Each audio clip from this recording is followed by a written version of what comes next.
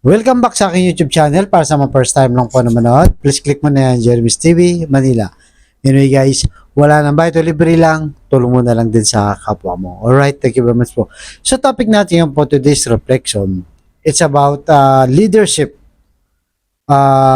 in a good example. So, hindi naman ibig sabihin yan na hindi tayo government official, hindi ka na leader. So, wag na tayong lumayo guys, sa pamilya na lang tayo, di ba? So, kung meron kang mas youngest o nakababatang kapatid na lalaki o babae, malamang yan tumitingin sa'yo sa kilos mo, sa mga gawa mo, sa disiplina mo sa sarili mo, kung ano ga ba ang ginagawa mo. At sila'y tumitingin sa'yo.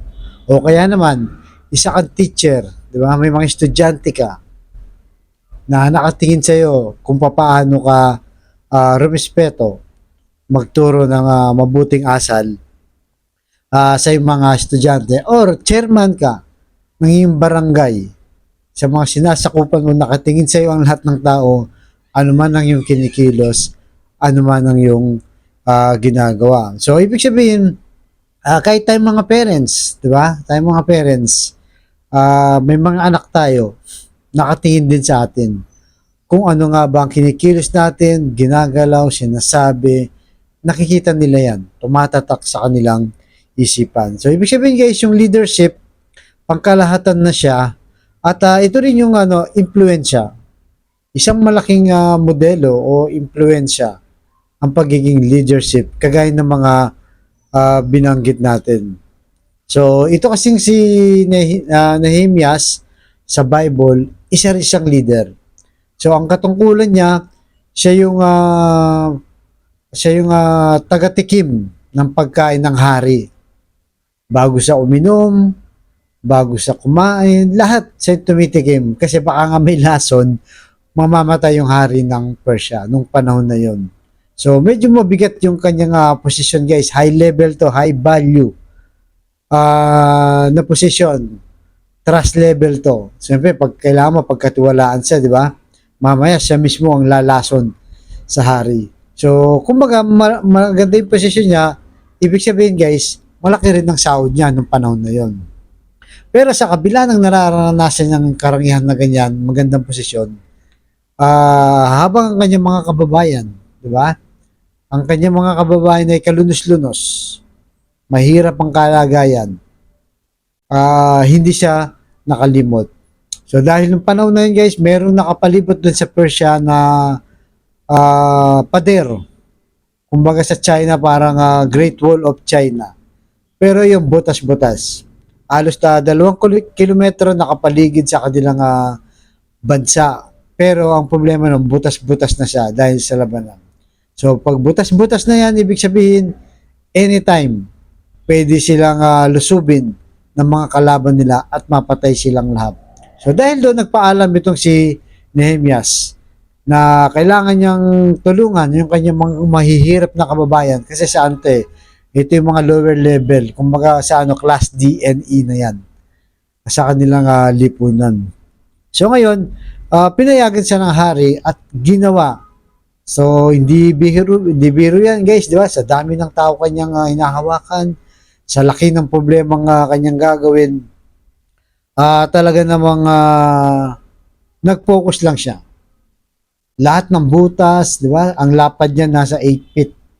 So lahat ng butas, lahat ng kailangan ayusin, inayos na.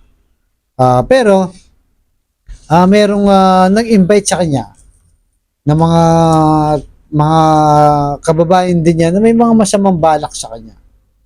Na alam niya na may ay gagawing hindi maganda sa kanya. So kaya ang sabi niya ay hindi na siya pupunta sa kanilang mga kaibigan. So para nakaka-relate tayo, di ba, guys? So para nakaka-relate tayo dito na kung minsan sa isang leader, di ba, dahil maayos na yung kabuhayan mo, kumakain ka na 3 beses, minsan may midnight snack pa, okay ka na. Hayaan mo na yung mga kababayan natin, di ba? Kung di sila kumakain, kasalanan nila yun. So, yun po ang mali, di ba? So, kagaya sa mga magkakapatid, so So, halimbawa, 7 kayo.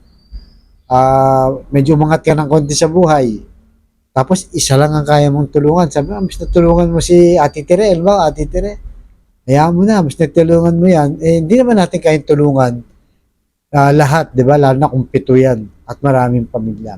So, yun ang mali. So, ibig sabihin, okay lang. Kahit isa na lang ang matulungan mo sa 7 na kapatid mo. Okay lang yan. At least nakatulong ka. Kung lahat ng tao tutulungan tig-isa-isa, marami ang magagawa. So, yung pagiging leader natin, makikita rin sa malasakit sa ating mga kaunang-una sa pamilya at sa ating mga kababayan. So dahil doon guys, sa pagtulong mo kahit sa isa lang, malaking bagay na yon. Di ba? Nakakabawas na doon sa mga nangangailangan ng tulong. Kaya, ayon kay Nehemias, chapter 6, verse 3, kahit nagpadala ako ng mga sugo para sabihin sa kanila, mahalaga ang aking ginagawa rito, kaya hindi ako makakapunta riyan.